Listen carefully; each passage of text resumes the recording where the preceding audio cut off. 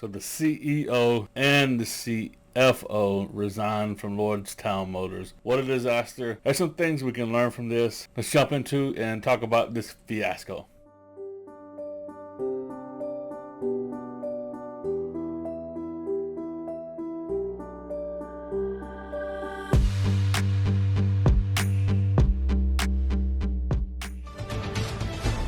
Welcome back to Squawk Box. I'm Phil LeBeau with breaking news regarding Lordstown Motors. Take a look at Lordstown. Shares down almost 10% after the company announced that CEO Steve Burns has resigned from the company and has resigned from the company's board of directors. CFO Julio Rodriguez has also resigned. This as the company announces a transition in leadership as it concludes an investigation into claims that were made by the short-selling firm Hindenburg Research. The conclusion by independent investigation is that most of the claims, according to Lordstown, that were made by Hindenburg Research were false and misleading. However, they did identify some issues when it came to identifying future orders of the first vehicle that Lordstown Motors will be producing. Again, shares of Lordstown down basically 10% after announcing CEO Steve Burns is out.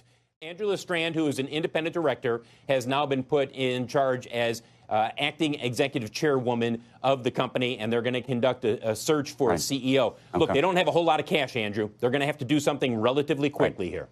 As the CNBC analyst stated, they don't have a lot of money. They're obviously saying they need a capital raise or they need funding to really continue anyway. And now with these resignations, it's going to be difficult to get a high-quality candidate in there that can turn the ship around. So this is bad, real bad overall. But like I said, there's some takeaways here. The absolute main driver here is I've learned this being in a lot of these speculative assets, these SPAC. Look, you got to remember, Lordstown Motors, it was part of the early flock of EV startups that were coming public via a SPAC. So while there was initial excitement and exuberance about a lot of them, we began to learn very quickly, and you began to be able to understand what was real, what was being led by good leaders.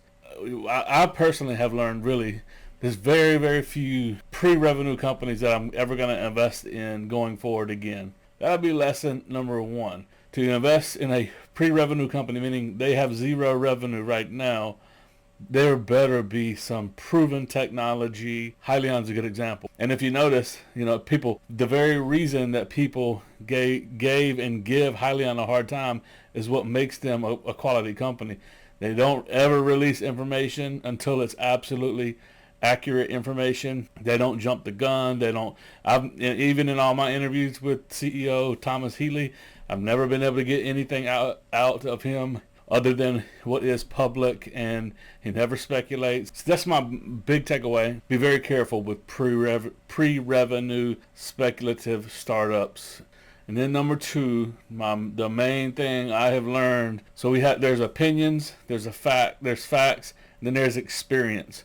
I like to formulate opinions off of experience and facts. There are tons of these short report companies. Many of them aren't very legit. They'll put out a report, the stock price will take a hit, and then there's a fairly quick recovery in a lot of these, because many times they're literally just shorting for a profit. No real substance to it, a bunch of made up stuff. On the other hand, when Hindenburg Research comes at your firm, they typically are, I say, a good 50% of what they're reporting in their research is actually valid stuff, things that have happened, and it is real, it's legitimate. They went after Nikola Motors, the CEO stepped down. It's many examples. So what we're going to do is I'm going to actually go over, it is kind of biased, it is on their own personal website, but I've also pulled the stocks up that they have released reports on.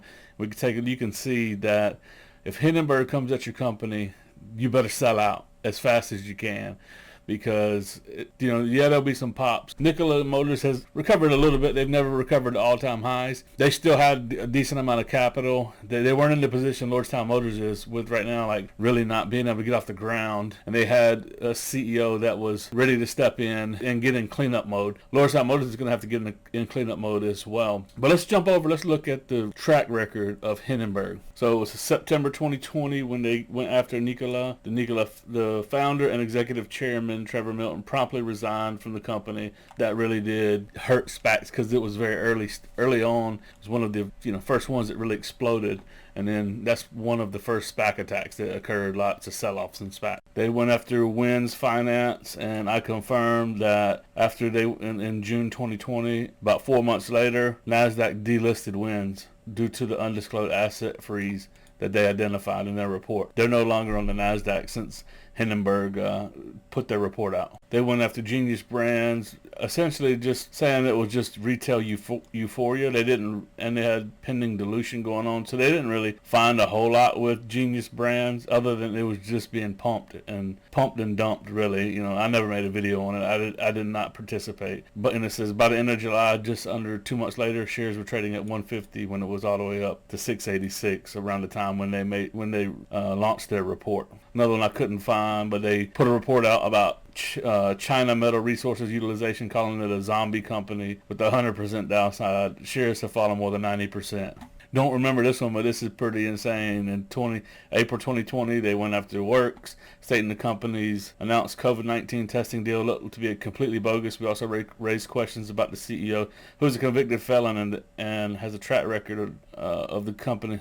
And the track record of the company's claimed COVID-19 testing partner, which was run by a convicted rapist. And Works was halted by the SEC on the same day as Predictive Technologies in late April. And the list goes on and on and on. So no doubt about it, if Hindenburg comes after you, expect there to be fallout and serious ramifications. SEC likely will look into it if it's serious enough. They did with Nikola. They likely will here with Lordstown Motors. This isn't over yet. Lordstown did come out with a statement here and it had a committee that was dedicated to looking into the allegations by Hindenburg, and you know what, they actually even confirmed some of those things that were in the report. Denied a bunch of them, but they did confirm some of them. Here is the press release from the special committee's findings. I'm not going to go over it in great detail. It says the special committee's investigation concluded that the Hindenburg report is in significant respects false and misleading. In particular, its challenges to the viability of Lordstown Motors technology and timeline to start a production are not accurate. The investigation did, however, identify issues regarding the accuracy of certain statements regarding the company's pre-orders, and a summary is presented below. Basically, they did confirm that